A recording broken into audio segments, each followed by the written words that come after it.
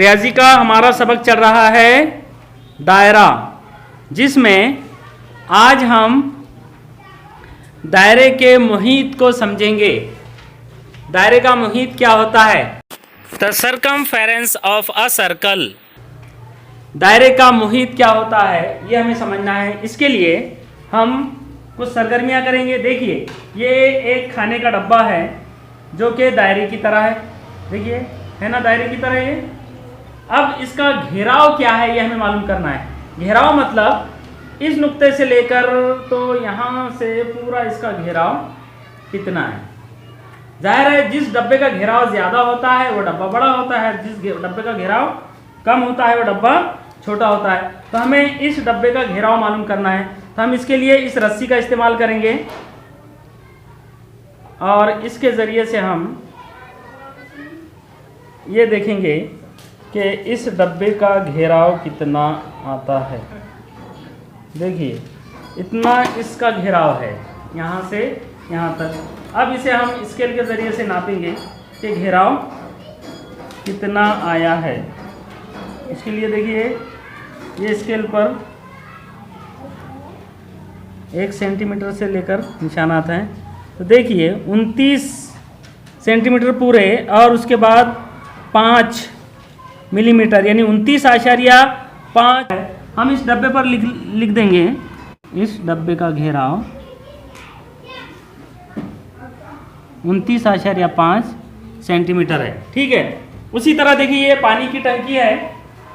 ये पानी की टंकी, ये भी देखिए, अगर आप इसे देखेंगे तो ये दायरे की तरह नजर आएगी। है दायरे की तरह, बिल्कुल गोल। ठीक है। इसका घेराव कितना है ये हमें मालूम करना है। इसे भी हम रस्सी की मदद से भी मालूम कर सकते हैं, या फिर ये इसे टेप कहते हैं, तो इसके ज़रिए भी हम इसका घेराव मालूम कर सकते हैं। तो इसका घेराव मालूम करने के लिए हम क्या करेंगे। देखिए, 1 सेंटीमीटर से निशाना शुरू होते हैं इस पर।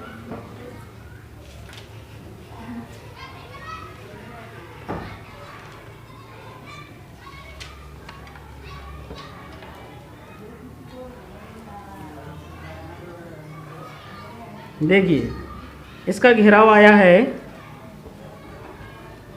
95, 96, 97, 98, 99 और 98 और ये 99 सेंटीमीटर। कितना घेराव आया है इसका? 99 सेंटीमीटर। इसे भी हम इस पर लिख कर रखेंगे 99 सेंटीमीटर। इस पानी की टंकी का घेराव आया है 99 सेंटीमीटर। देखिए,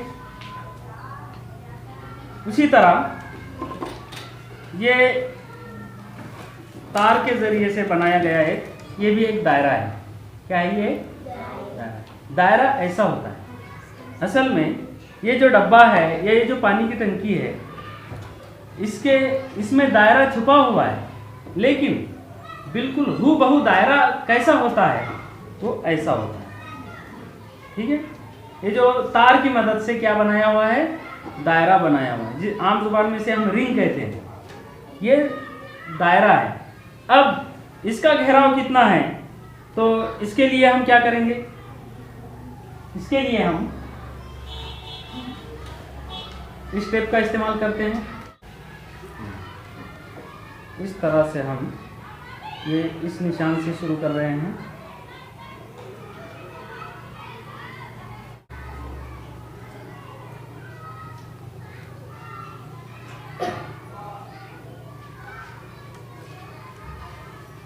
देखिए, 88 सेंटीमीटर। इस दायरे का पूरा घेराव कितना आया है? कितना है? 88 सेंटीमीटर। ठीक है, याद रखेंगे आप। और यही दायरा बोर्ड के ऊपर भी हमने बनाया हुआ। तो प्यारे बच्चों, हमने अभी दायरे का घेराव मालूम किया, और ये जो दायरे का घेराव होता है, इसकी लंबाई को दायरे का मुहीत कहते हैं। तो दायरे का मुहीत किसे कहते हैं? देखिए, दायरे के घेराव की लंबाई को दायरे का मुहीत कहते हैं। सब मिलकर पढ़िए। दायरे के घेराव की लंबाई को दायरे का मुहीत कहते हैं। देखिए सबसे पहले हमने खाने के डब्बे का मुहित मालूम किया जो कि 29.5 सेंटीमीटर आया था। खाने के डब्बे का घेराव 29.5 सेंटीमीटर आया था। लिहाजा खाने के डब्बे का मुहित घेराव यानी उसका मुहित कितना 29.5 सेंटीमीटर है। उसके बाद हमने पानी की टंकी का मुहित मालूम किया, घेराव मालूम किया और वो आया था 99 सेंटीमीटर।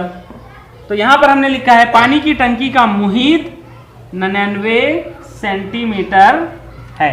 और आखिर में हमने इस रिंग का मुहित मालूम किया जो कि ये, और इतना ही बड़ा दायरा हमने बोर्ड पर बनाया है। तो इस दायरे का मुहित 88 सेंटीमीटर हमने मालूम किया था। तो यह होता है दायरे का मुहित। दायरे के घेराव की लंबाई को दायरे का मुहित कहते हैं। फिर एक मर्तबा समझिए, अगर ये दायरा है, अगर इस यहां से इस दायरे को तोड़ दिया जाए तो यहां से लेकर यहां तक उसकी लंबाई को दायरे का मुहित कहते हैं। ठीक है प्यारे बच्चों, जमात पंजुम रियाजी का हमारा सबक चल रहा है दायरा यानी सर्कल, जिसमें हम दायरे का कौस क्या होता है इसकी मालूमात हासिल करेंगे। दायरे का कौस यानी क्या? An arc of a circle, कौस को कहते हैं अंग्रेजी में आर्क। तो दायरे का कौस यानी दायरे का आर्क क्या होता है यह हमें मालूम करना है। उसके लिए देखिए यहां पर कुछ सरगर्मियों के जरिए हम मालूम करेंगे। हम जानते हैं दायरा क्या होता है। ये क्या है? ये चूड़ी है। ये क्या है? ये चूड़ी जिसे आप हाथ में पहनते हैं। ये कांच की चूड़ी है। ये दायरे की तरह है। कैसी है? बिल्कुल दायरे की तरह है। देखिए अब कौस जो है ये दायरे का हिस्सा होता है। कौस क्या होता है? दायरे का हिस्सा होता है। कैसे?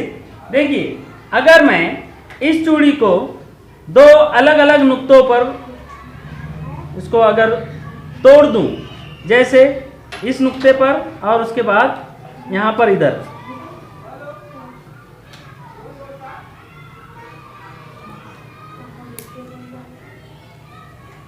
देखिए इस चूड़ी के मैंने दो टुकड़े किया हूं, है ना। दो नुक्तों पर मैंने इसे अलग किया हूं, तोड़ दिया हूं। तो ये एक बड़ा टुकड़ा हो गया है और ये छोटा टुकड़ा। ये हर टुकड़ा एक कौस कहलाता है। क्या? ये बड़ा कौस और ये छोटा कौस। दायरे के ये दोनों भी कौस है। ये भी कौस है और ये भी कौस है। ठीक है। उसी तरह ये तार की मदद से बनाया हुआ एक दायरा है। इसे अगर मैं दो जगह से अगर मैं तोड़ दूं, देखिए बोर्ड के ऊपर भी यही दायरा बनाया हुआ है हमने। ठीक है। इसे यहां से नुक्ता ए और यहां हमने नुक्ता बी नाम दिया है। तो नुक्ता ए और नुक्ता बी पर हमें इसे तोड़ना है। देखिए ये नुक्ता ए और नुक्ता बी। तो हम नुक्ता ए पर इसे तोड़ रहे हैं। उसके बाद हमें नुक्ता बी पर इसे तोड़ना है।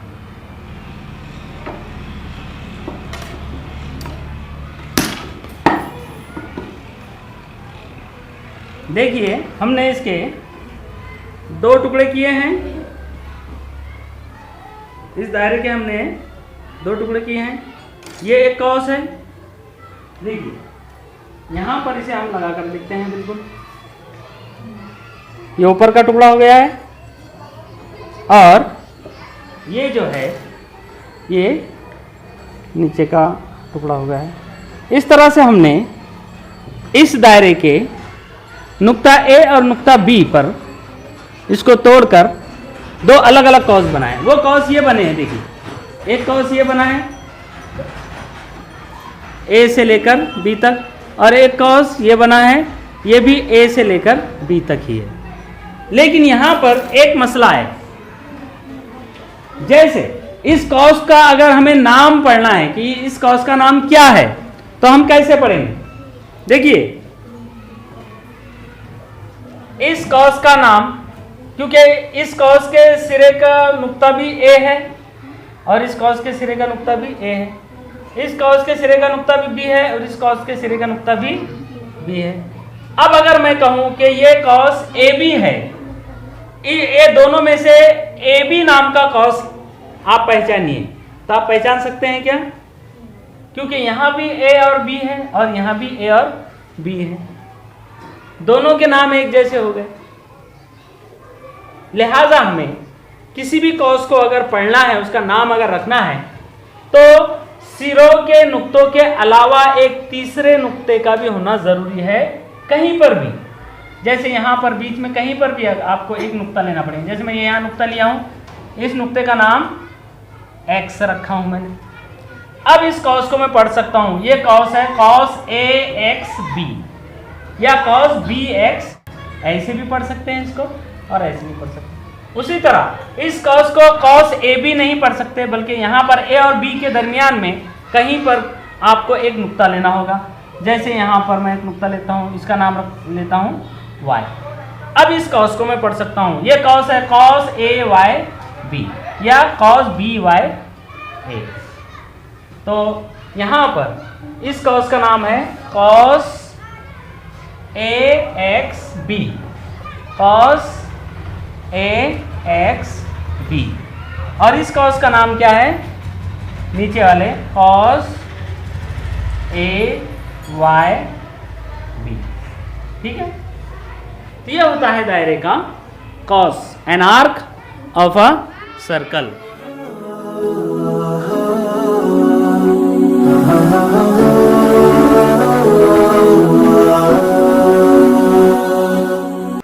प्यारे बच्चों, जमात पंजुम रियाजी का हमारा सबक चल रहा है दायरा, जिसमें दायरे के ताल्लुक़ से तफसीली मालूमात हम हासिल कर चुके हैं।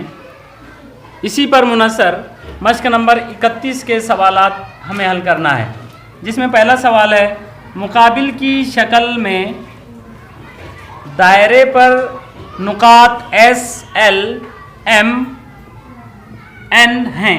ये 4 नुकात है दायरे पर। शक्ल की बिना पर झैल के सवालों के जवाबात लिखिए। देखिए, यहाँ पर ये दायरा बना हुआ है, इस दायरे पर एल एम एन और एस ये ऐसे नुकात है जो जाहिर किए हुए हैं। वैसे तो पूरा दायरा नुक्तों से मिलकर ही बना है, लेकिन ये 4 उनमें से मखसूस नुकात है जिनके नाम यहाँ पर लिखे गए हैं। अब हम जानते हैं कि इन नुकात की वजह से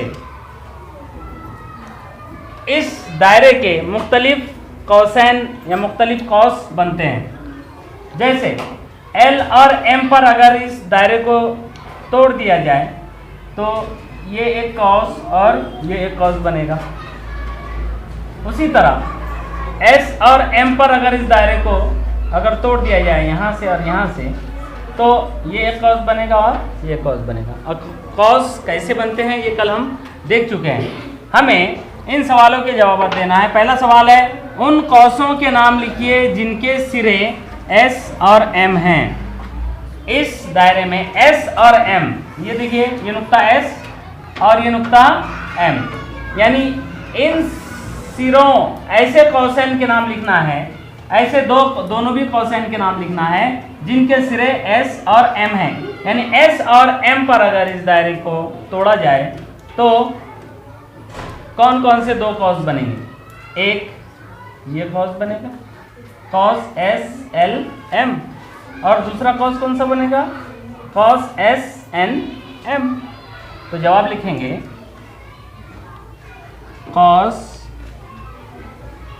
पहला कॉस कौन सा बनेगा? Cos S L M, cos S L M, और दूसरा cos S N M, cos S N M.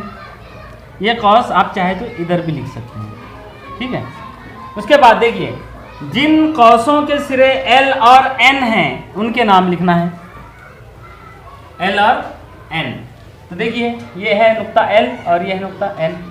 अगर यहाँ पर तोड़ने के बजाय अगर यहाँ पर अगर तोड़ा जाए, यहाँ से और यहाँ से इस दायरे को अगर तोड़ा जाए तो एक कॉस ये बनेगा और एक कॉस, इस कॉस को कैसे पढ़ेंगे, cos L M N, cos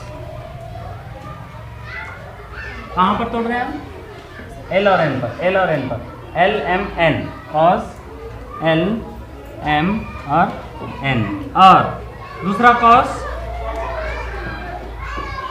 L S N, L S N।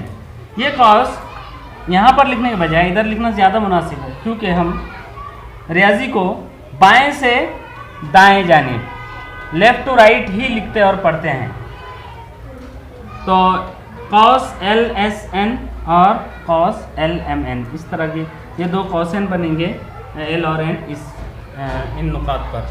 उसके बाद दूसरा सवाल है, देखिए मुकाबिल में दी हुई दायरे की शक्ल में नुकात A, B, C और D से बनने वाले कौसैन के नाम लिखिए। देखिए ये दायरा है, इस दायरे पर A, B, C, D ये चार नुकात जाहिर किए गए हैं। कोई भी दो नुकात पर अगर हम दायरे को तोड़ते हैं, दो हिस्से करते हैं उसके, तो वहाँ पर कौसैन बनेंगे।